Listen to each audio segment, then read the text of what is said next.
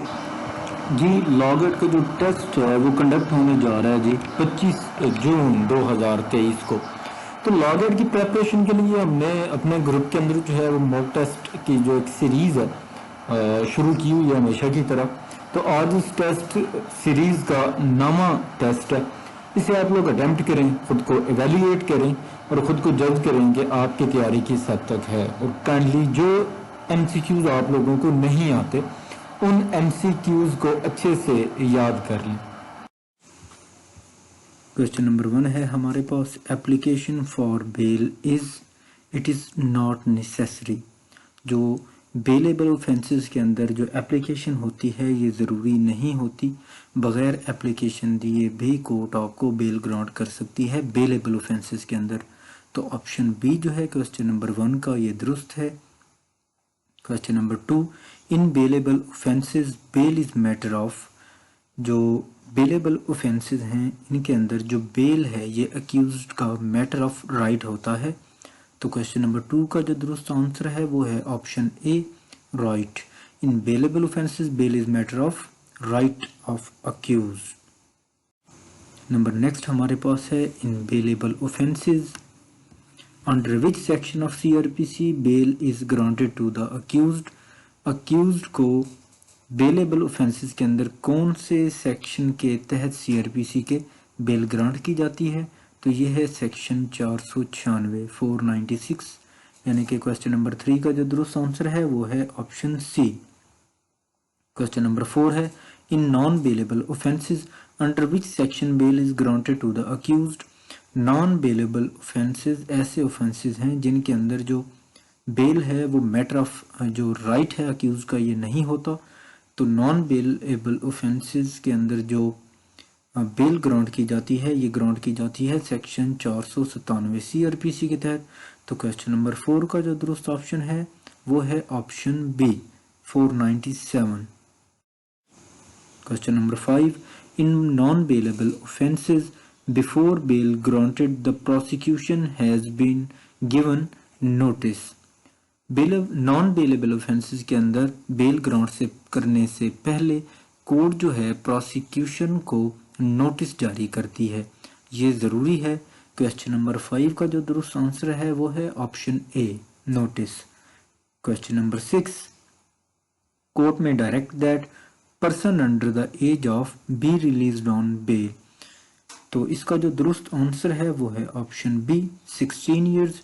ये प्रोविज़न दी गई है कि अगर नॉन बेलेबल ऑफेंस है और जो अक्यूज पर्सन है उसकी एज 16 साल या 16 साल से कम है तो ऐसे शख्स को बेल पे रिहा किया जाएगा। ऑप्शन बी जो है ये दुरुस्त है। नंबर नेक्स्ट हमारे पास क्वेश्चन है, question number 7, cancellation of bail shall be file under. Cancellation of bail की जो एप्लीकेशन है ये सेक्शन 497 सेक्शन 5 सीआरपीसी के तहत दी जाती है। तो क्वेश्चन नंबर 7 का जो दुरुस्त आंसर है वो है option B. Question number 8, provision regarding pre arrest bail is given under which section of CrPC. जो प्री अरेस्ट बेल है ये सेक्शन 498 सीआरपीसी के तहत करवाई जाती है। तो क्वेश्चन नंबर 8 का जो दुरुस्त ऑप्शन है वो है ऑप्शन सी। नंबर नेक्स्ट हमारे पास है, for the purpose to get pre arrest bail the presence of accused is necessary. Pre arrest bail लेने के लिए जो अक्यूज्ड है उसका हाजिर होना, जब फाइल करते हैं, जब बहस की जाती है कोर्ट के अंदर प्री अरेस्ट बेल पे, तब अक्यूज्ड की हाजिरी ज़रूरी होती है। तो क्वेश्चन नंबर 9 का जो दुरुस्त ऑप्शन है वो है option A. Question number 10, which court have the authority to give pre arrest bell.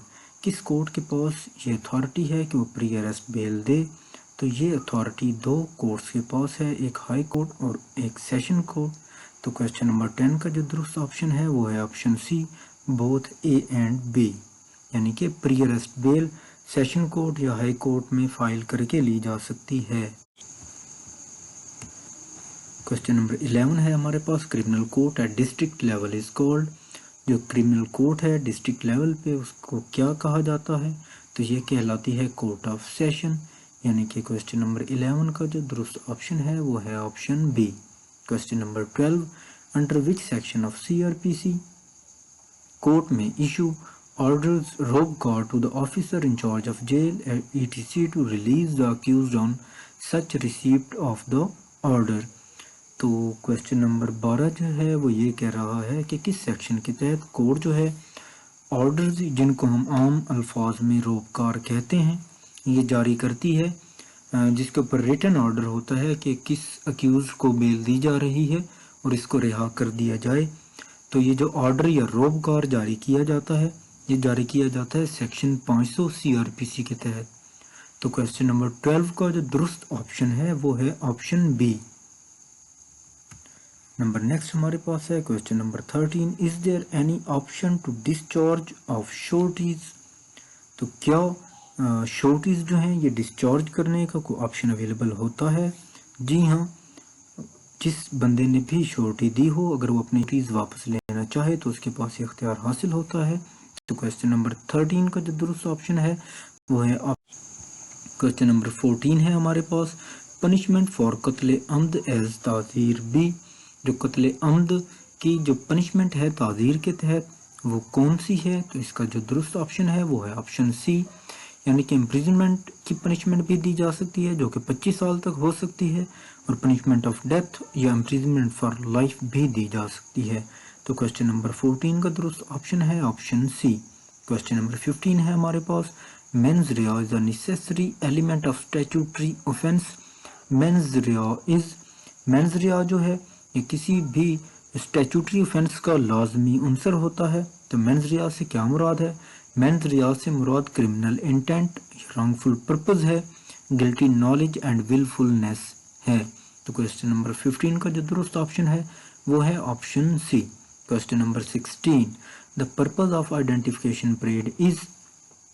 जो आइडेंटिफिकेशन परेड करवाई जाती है इसका मकसद क्या होता है? इसका मकसद होता है अक्यूज को पहचानना, आइडेंटिफाई करना। तो क्वेश्चन नंबर 16 का जो दुरुस्त ऑप्शन है वो है option C. Question number 17, person causing इकराह नाकिस shall be punished with imprisonment for a term which may extend to. ऐसा शख्स जो कि इकराह नाकिस करे तो ऐसे शख्स को जो सज़ा दी जाती है वो 10 साल तक दी जाती है, 10 साल से ज़ायद नहीं दी जा सकती। तो क्वेश्चन नंबर 17 का जो दुरुस्त ऑप्शन है वो है option A. Question number 18, if the offender is minor और इनसेन देन कत्ले अम्द नॉट लाइबल टू किसास। तो यहाँ पे पूछा ये जा रहा है कि अगर कोई भी जो ऑफेंडर है वो माइनर हो या इनसेन हो तो ऐसी सूरत में क्या कत्ले अम्द किसास के लाइबल होगा या नहीं? नहीं, यहाँ पे किसास लागू नहीं होगा। तो ऑप्शन ए जो क्वेश्चन नंबर 18 का जो ऑप्शन ए है ये दुरुस्त है। Question number 19, in the case of कत्ले अम्द एन अडल्ट मेल वली may at any time waive his right of किसास। जो कत्ले अम्द के अंदर जो अडल्ट मेल वली है वो किसी भी वक्त जो अपना किसास का राइट है ये वेव कर सकता है विदाउट कंपनसेशन, बगैर किसी कंपनसेशन के अपना वो ये राइट वेव कर सकता है। क्वेश्चन नंबर 19 का जो ऑप्शन है वो है option B. Question number 20, is there any provision provided in Pakistan penal code 1860 that female shall be given in बदले सुलह ऑफ कत्ले अम्द।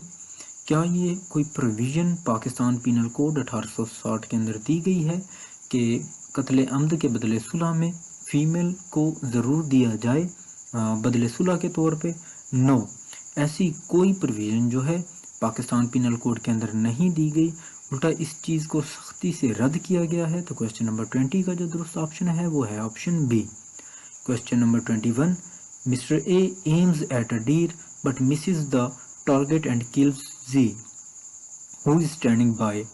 ए इज गिल्टी ऑफ, ए ने निशाना बांधा एक डीर हिरन के ऊपर जबकि उसी के साथ ही जी खड़ा था, तो मिस्टर जी को वो टारगेट हो गया और उसकी डेथ हो गई। तो ए जो है ये गिल्टी होगा कत्ले खता का।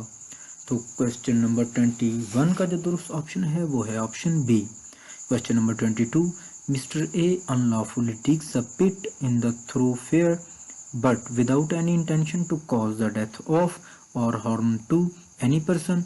Mister B while passing from there falls in it and is killed. A has committed कत्ले बिस्सबब। तो क्वेश्चन नंबर 22 का जो दुरुस्त ऑप्शन है वो है ऑप्शन नंबर। नेक्स्ट है हमारे पास question number 23। Whoever attempt to commit suicide and does any act towards the communication of such offense shall be punished of। जो कोई शख्स सुसाइड कमिट करे या सुसाइड करने की कोशिश करे, इस हवाले से कोई भी एक्ट करे तो उसको सज़ा दी जाती है 1 ईयर इम्प्रिजमेंट और फाइन और बोथ, 1 साल की कैद की सज़ा या फाइन की, या दोनों सज़ाएं एक टाइम में सुनाई जा सकती हैं। तो क्वेश्चन नंबर 23 का जो दुरुस्त ऑप्शन है वो है ऑप्शन सी। क्वेश्चन नंबर 24 है हमारे पास। In the case of hurt who shall be the वली। हर्ट की सूरत में वली कौन होगा? वली वो विक्टिम खुद हो सकता है या उसके लीगल हेयर हो सकते हैं। अगर वो एग्जीक्यूशन किसास की होने से पहले अगर उसकी डेथ हो जाए तो उसके लीगल हेयर्स वली हो सकते हैं। गवर्नमेंट भी वली हो सकती है ऐसी सूरत में जब ना तो विक्टिम मौजूद हो ना ही उसका कोई लीगल हेयर मौजूद हो। तो क्वेश्चन नंबर 24 का जो दुरुस्त ऑप्शन है वो है option C, both A and B. Question number 25। The अर्ज फॉर कॉजिंग इतलाफ of organs found in a human body in a set of 4। ऐसे ऑर्गन को अगर रिमूव किया जाए बॉडी से, ह्यूमन बॉडी से, जो कि तादाद में ह्यूमन बॉडी के अंदर 4 पाए जाते हैं, जैसे कि हमारी ये आईलिड्स हैं, शैल बी इक्वल टू, तो इसकी जो अर्श है ये कितनी होगी? It is equal to full of दियत। तो क्वेश्चन नंबर 25 का जो दुरुस्त ऑप्शन है वो है ऑप्शन सी। क्वेश्चन नंबर 26 है हमारे पास। अर्श फॉर कॉजिंग इतलाफ of a finger of a hand और फुट शैल बी। अगर इतलाफ किया जाए इंसान की जो फिंगर है, चाहे वो हाथ की हो या पाँव की हो, अगर उसको काटा जाए तो ऐसी सूरत में ये जो अर्श है ये होगा 1/10 ऑफ दियत, 1/10वां हिस्सा दियत का। तो ऑप्शन बी जो है ये दुरुस्त है। Question number 27। द अर्श फॉर कॉजिंग इतलाफ ऑफ अ टूथ। अगर एक जो दांत है इसको रिमूव किया जाए other than a milk tooth shall be, और जबकि शर्त होना ज़रूरी है कि मिल्क टूथ ना हो, तो ऐसी सूरत में जो अर्श है वो 1/20वां हिस्सा होगा दियत का। तो क्वेश्चन नंबर 27 का जो दुरुस्त ऑप्शन है वो है option C. Question number 28। Value of दमान डिटरमाइंड बाई। वैल्यू ऑफ जो दमान है ये डिटरमाइन की जाती है कोर्ट की जानिब से। तो 22 क्वेश्चन नंबर 28 का जो दुरुस्त ऑप्शन है ये है option B, court. Question number 29। Whoever wrongfully restrains any person. कोई भी शख्स जो रॉन्गफुली किसी शख्स को रेस्ट्रेन करे शैल be punished with simple imprisonment for a term विच में एक्सटेंड टू। तो ऐसी सूरत में उसको जो इम्प्रिजनमेंट की सज़ा होगी वो दी जाएगी 1 माह और 1500 रुपये तक जुर्माना उसको किया जाएगा। तो ऑप्शन बी जो है ये दुरुस्त है, 1 माह की सज़ा और साथ में 1500 रुपये तक की हद तक जुर्माना। क्वेश्चन नंबर 30 और लास्ट क्वेश्चन आज के टेस्ट का हमारे पास है। Which section of Pakistan penal code 1860 describes assault. Assault जो है इसको पाकिस्तान पीनल कोड का जो सेक्शन 351 है ये डिस्क्राइब करता है। तो क्वेश्चन नंबर 30 का दुरुस्त ऑप्शन है हमारे पास ऑप्शन ए।